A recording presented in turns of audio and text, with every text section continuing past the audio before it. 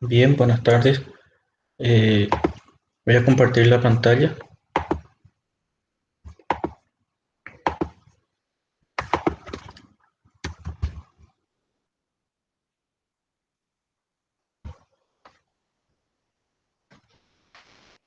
Continuaremos con el material en donde nos quedamos en la última clase, ¿verdad? Que es la parte de corriente continua. Motores de corriente continua, ¿verdad? Empezamos a ver vimos sus partes, ¿se acuerdan las partes, las funciones de cada una de ellas? Quiero volver otra vez a compartir esa parte. Eh, Teníamos lo que era el estator, ¿verdad? El rotor. ¿Se acuerdan? Tenemos el colector y unas delgas. El colector en donde se hace la conexión con la fuente externa. Y tenemos las escobillas, ¿verdad? Que es la que hace el contacto de la fuente con las escobillas, ¿verdad? Perdón, con el colector, para poder dar tensión, ¿verdad? Al rotor que está en movimiento. Aquí tenemos todas las partes, ¿verdad? El estator, el rotor que es el que gira, el colector, tenemos las escobillas conectadas a la fuente. Muy bien, esto ya había mostrado también antes. Muy bien. Aquí se trata de explicar un poco el funcionamiento, ¿verdad? Eh, en el gráfico vemos, ¿verdad? Lo que sería el estator, que es unos imanes permanentes, están en este caso representados, norte y sur. E internamente tenemos el rotor, que tiene unas bobinas a la cual vamos a alimentar con una fuente, ¿verdad? Aquí externa, ¿verdad? Entonces las bobinas del estator o inductor son recorridas por una corriente. Esto genera un campo magnético. En el rotor, que también tiene bobinas recorridas por una corriente, se origina otro campo magnético. Son dos campos magnéticos, ¿verdad? Uno en del estator y otro del rotor. Entonces se produce una interacción de dos campos magnéticos, lo que provoca un momento de giro en el rotor. El cambio de polaridad en las bobinas del rotor se produce mediante las delgas y las escobillas. En, en la, Hay una presentación interactiva con movimientos, ¿verdad? Del rotor con una sola espira, en donde se explica bastante bien, ¿verdad? Yo les dejé eso ahí en el aula. Por favor, mírenlo para poder comprender más fácilmente, ¿verdad? Eh, Esto que estamos explicando es en base a los principios electromagnéticos que vimos en la clase anterior. Bien, eh, el funcionamiento se basa en la repulsión que ejercen los polos magnéticos de un imán permanente cuando, de acuerdo a la ley de Lorentz, interactúan con los polos magnéticos de un electroimán que se encuentra montado en el eje. Voy a explicar en el siguiente gráfico mejor. Este electroimán se denomina rotor y su eje le permite girar libremente entre los polos magnéticos norte y sur del imán. Este imán puede ser permanente, en este caso explica en esa condición, ¿verdad? O puede ser electroimán, ¿verdad? Que es el estator. Cuando la corriente eléctrica circula por la bobina de este electroimán giratorio, el rotor, ¿verdad? El campo electromagnético que se genera interactúa con el del estator. Si los polos del imán permanente y del electroimán giratorio coinciden, se produce un rechazo y un torque magnético que provoca que el rotor rompa la inercia y gira, ya sea en el mismo sentido de las manecillas de reloj o contrario, depende de la polaridad que se le da a la batería. Bien, aquí es donde vamos a explicar un poco mejor, ¿verdad? Cómo ocurre. Eh, En la siguiente figura se representa de forma específica y simplificada la vista frontal de un colector, seccionado en dos partes, eh, perteneciente a un motor de corriente continua. Esto es simple para poder explicar. También se muestra el arrollado de la bobina del electroimán que gira a modo de rotor, diferenciada por un color diferente en cada una de sus mitades. Voy a mostrar en la figura A, tenemos uno, el 1 indica una de las partes de la bobina del rotor, el 2 la otra, ¿verdad? Que explica ahí arriba. Una de las mitades se representa por un círculo rojo y la otra por un círculo azul identificados como 1 y 2. Esto norte y sur representan el estator eh, y está conectado a esto que está aquí sería la delga, ¿sí? Las, los colectores, ¿verdad? Esto que están aquí en rojo, ¿verdad? Aquí en negro serían las escobillas conectadas a la fuente. Ok. Como se puede ver, uno de los terminales de dicha bobina se encuentra conectado a la sección A del colector y el otro terminal a la sección B. A ver, esta parte está conectada a la parte, esto que está aquí el negro está conectado a esto que es la parte A del colector y esta parte a la parte B del colector. Ok.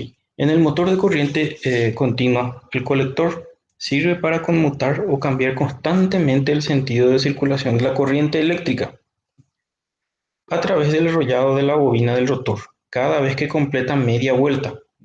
Esto va girando acá en este sentido, indica esta flecha verde, gira en este sentido. Al girar, de esa forma, el polo norte del electroimán coincidirá siempre con el también polo norte del imán permanente y el polo sur con el polo sur de su propio imán. Y polo norte con el polo norte va a coincidir, el sur con el sur. Al coincidir siempre dos polos magnéticos que en todo momento van a ser iguales, se produce un rechazo constante entre ambos. Es lo que permite que el rotor mantenerse girando ininterrumpidamente, ¿verdad?, sobre su eje durante todo el tiempo que se encuentre conectado a la corriente eléctrica. Entonces, en esta posición, la posición B, está haciendo una media vuelta, un cuarto de vuelta, ¿verdad? Giró. Esta parte de la bobina, el 2, se puso en la posición vertical y aquí. En ese momento no hay un contacto de los colectores con las delgas. ¿Ven? Ven que queda en color gris, ¿sí? Y un poco después vuelve otra vez a conectarse, pero al conectarse cambian de polaridad. Este que es la B, aquí está con polaridad, digamos, sur, ¿verdad?, en azul. Cuando va girando, luego toca por el positivo, ¿verdad? Entonces esto que era el número 2, la parte 2, ahora es en color rojo, tiene la polaridad norte. Por eso explica aquí, ¿verdad?, que siempre tienen la misma polaridad. Por eso se repelen y es lo que le da el impulso. Esto es, aquí está representado una sola espira. ¿Verdad? Esto que está aquí es como que estamos viendo la espira en forma de un solo punto. Esto entra, digamos, por la pantalla, ¿verdad?, hacia el fondo, gira por el otro lado y viene y sale acá en el 1, ¿verdad?, en esta parte.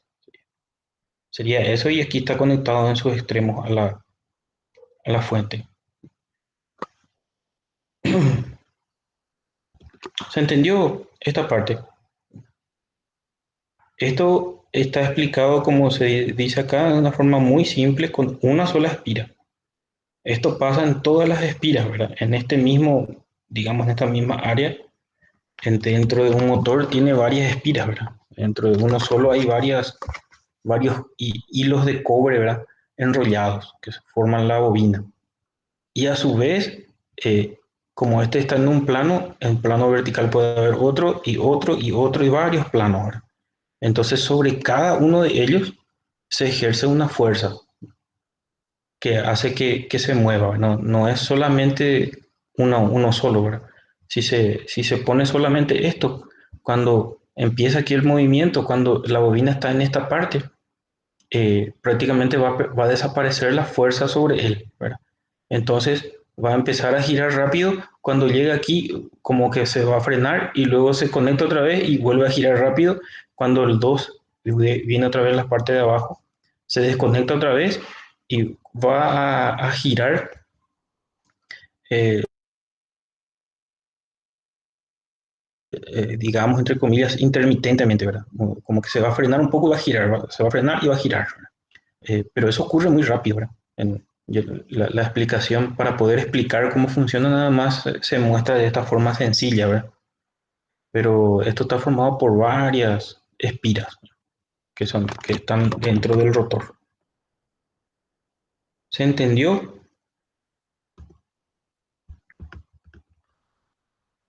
Bien. Motor de corriente continua es la constitución.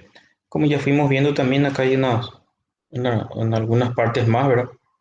De las que está formada. Eh, Continúo. Sobre los circuitos eléctricos de la máquina que no ocupa, hay que destacar que en muchas ocasiones estas máquinas disponen de su estator de dos circuitos. El circuito principal, que es de excitación, y un circuito auxiliar de conmutación. El circuito inducido siempre va montado sobre el rotor, como estudiaremos. En el circuito magnético podemos observar las siguientes partes.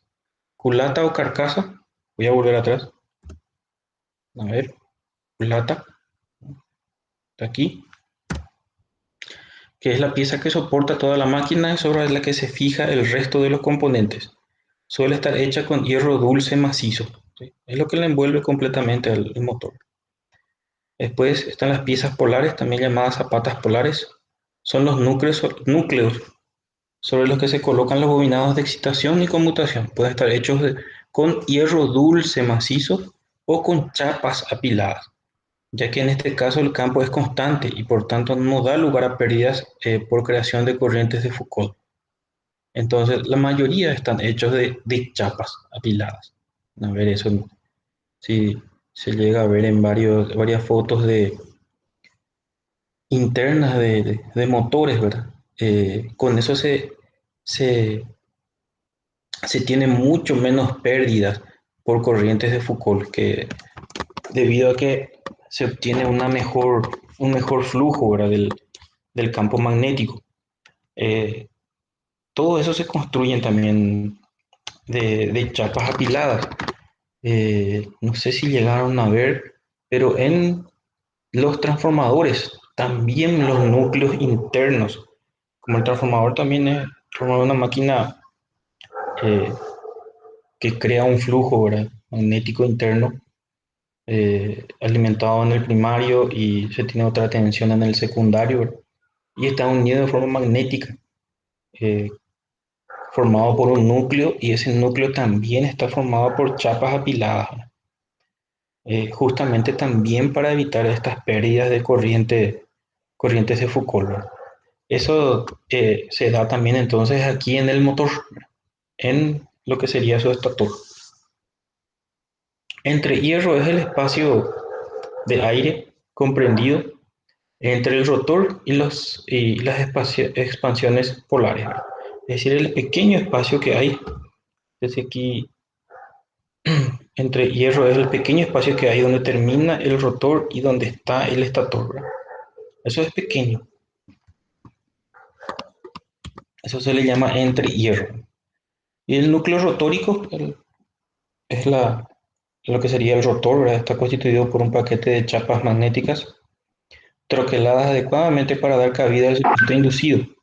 Este núcleo debe estar formado por chapas apiladas, ya que ha de estar sometido a un campo magnético variable y por tanto puede dar lugar a pérdidas de corriente de Foucault también. O sea, tiene que estar también hecho de la misma forma. Lo que acabo de explicar, ¿verdad? De las chapas. Bien, acá nada más se muestra algunas las partes cómo se van colocando, ¿verdad? Esto varía en cada motor. Pasamos.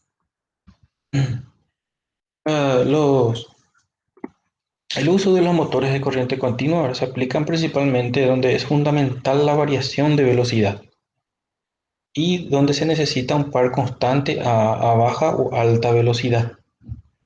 Eso nos ofrece los motores de corriente continua.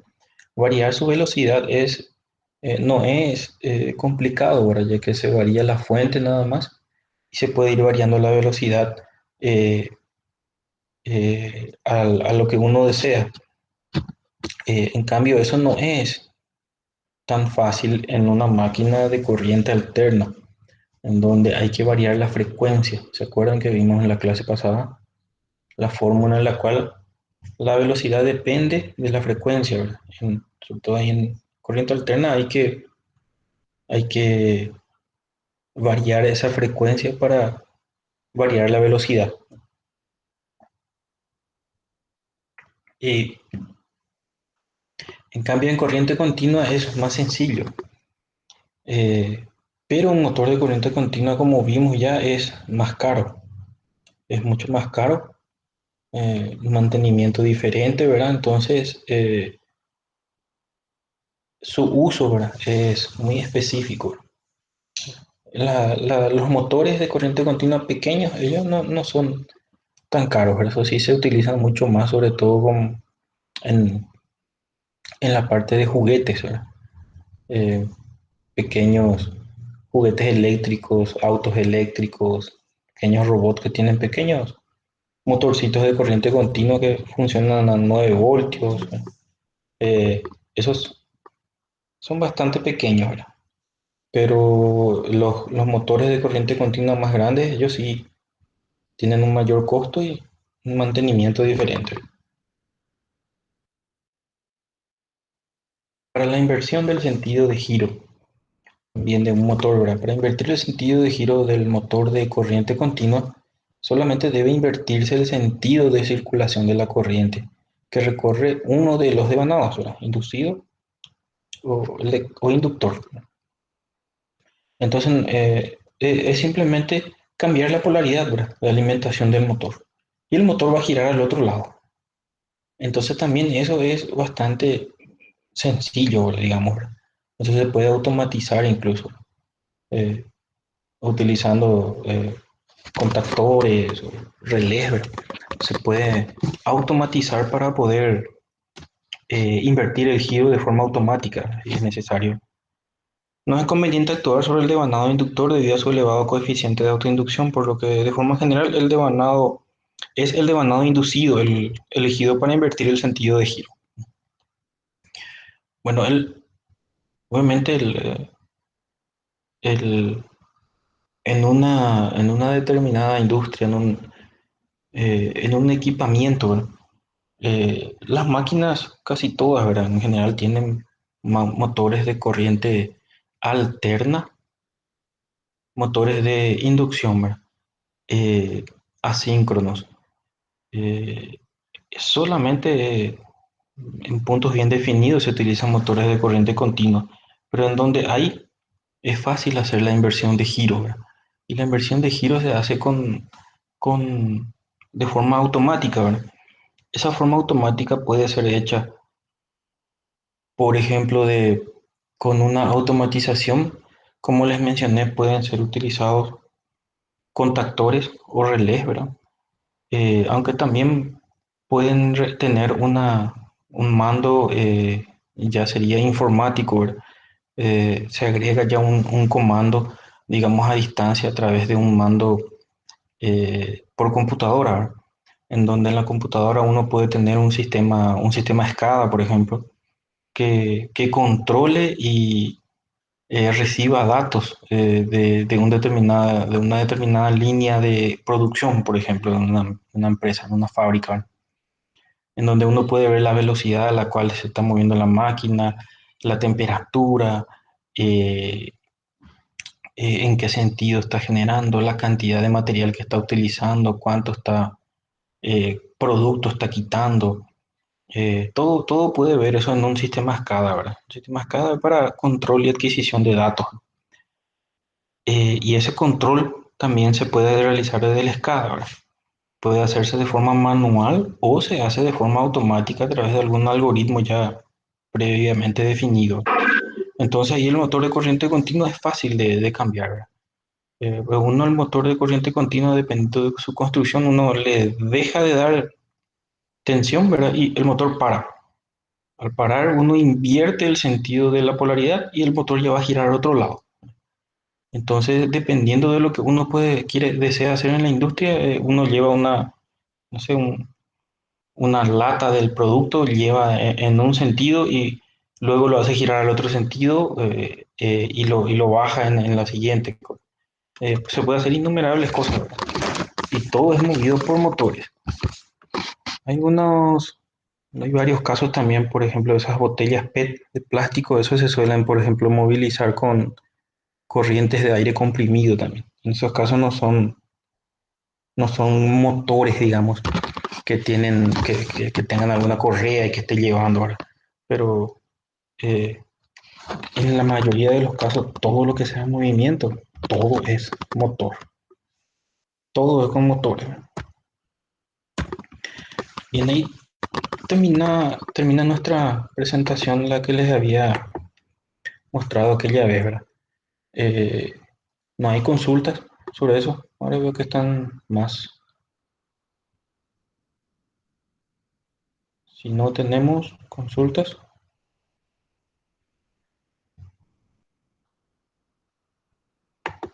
bien. Esta es otro material PDF que ya les compartí, ¿verdad? Es de la, del señor Andrés de Valdelvira, de esta universidad, ¿verdad? Donde tiene esta materia. Prepararon este material y es bastante bien, muy bien didáctico, ¿verdad? Entonces, opté por mostrarles este material. Ya está compartido, como les dije, eh, donde vamos a hablar un poquito de lo que son los motores de corriente alterna. Ya. Inicialmente, ya para andar un poco más.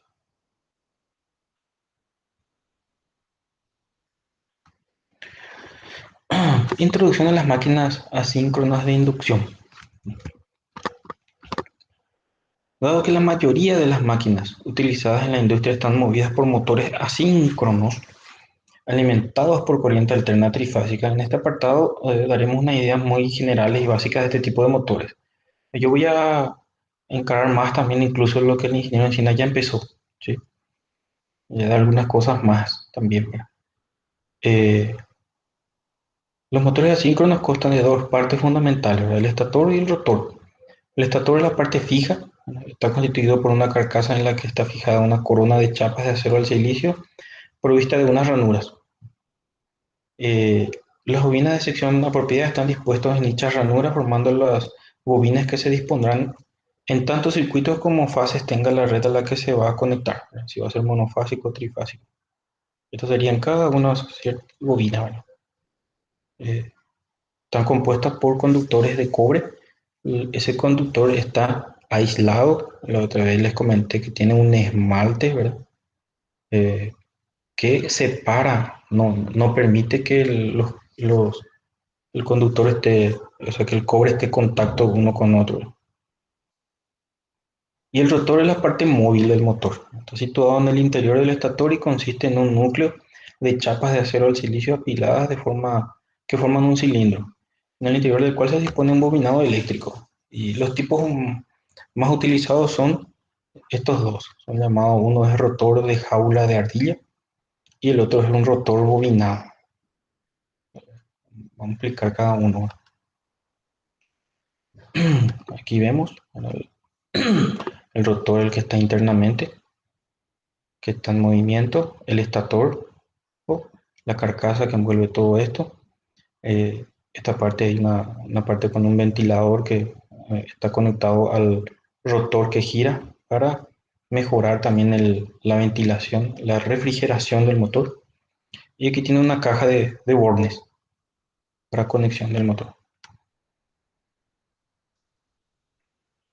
Bien, este tipo de motores se denomina motores de inducción debido a que su funcionamiento se basa en la interacción de campos magnéticos producidos por corrientes eléctricas. En el campo de los motores, en los que se realiza esta nota, las corrientes que circulan en el rotor son producidas por el fenómeno de inducción electromagnética, conocido comúnmente como ley de Faraday. que establece que si una espiral es atravesada por un campo magnético variable en el tiempo, se establece entre sus extremos una diferencia de potencial dada por la expresión. Esto la otra vez yo ya les estuve mostrando, ¿verdad? Explicando un poco al respecto. Vamos a ir pasando. Eh, Aquí volvemos otra vez, lo que les mostré también la otra vez, la velocidad de sincronismo, 60 por la frecuencia eléctrica, dividido el número de pares de polos para poder obtener la velocidad. Aquí se muestran algunos gráficos de cómo se iría teniendo cómo se iría recorriendo el campo magnético.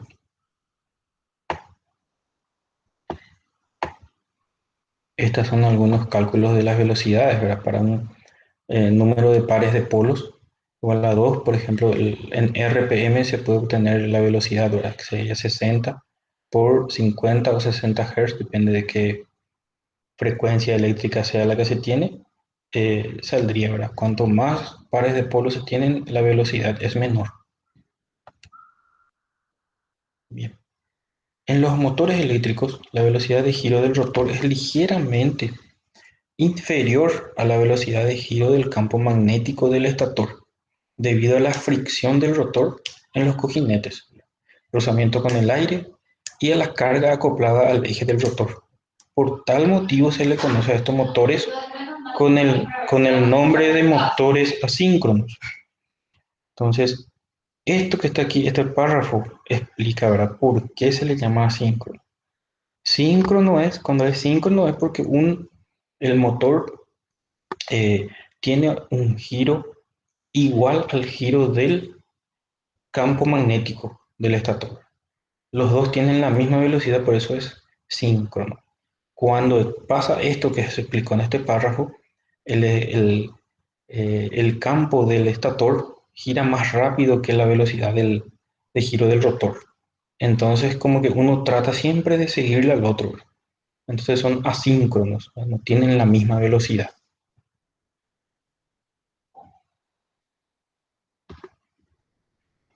Tal y como se acaba de indicar, la velocidad de giro del rotor es ligeramente inferior a la velocidad de sincronismo.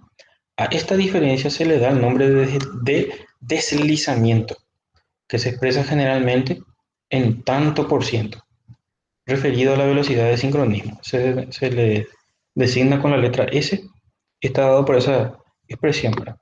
Este es un deslizamiento relativo, este es un deslizamiento absoluto, ¿verdad? N1 menos N2, donde N1 es la velocidad de sincronismo y el 2 es la velocidad de giro del rotor. Entonces el deslizamiento en motores asíncronos se obtiene así. En un motor síncrono esto va a ser cero.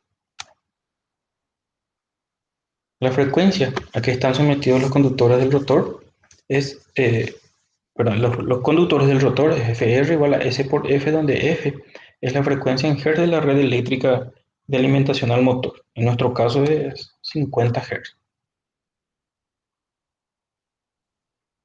Bien, y aquí empiezo a hablar del tipo de rotor del motor, ¿no? Un rotor, motores de rotor de jaula de ardilla. El motor de jaula de ardilla, también llamado de rotor en cortocircuito, es el más sencillo y el más utilizado actualmente. El, el núcleo del rotor está construido de chapas estampadas de acero al silicio, en el interior de las cuales se disponen unas barras, generalmente de aluminio moldeado a presión. Serían estos. Y en los bordes están cortocircuitados, estos, en uno y en otro lado. Aquí se ve también, ¿verdad? Las barras del devanado van conectadas a unos anillos conductores denominados anillos extremos. El bobinado así dispuesto tiene la forma de una jaula de ardilla, ¿verdad? Por eso se le llama de esa manera. En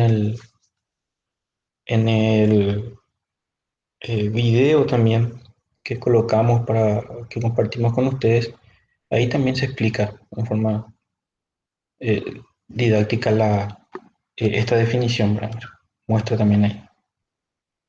Bien,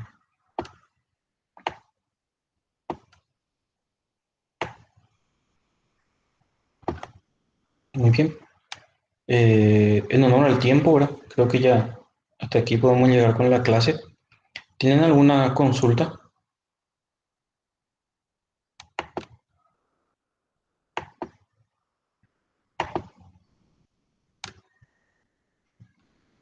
No, profe. Ah, No, Inge. muy bien. Ok.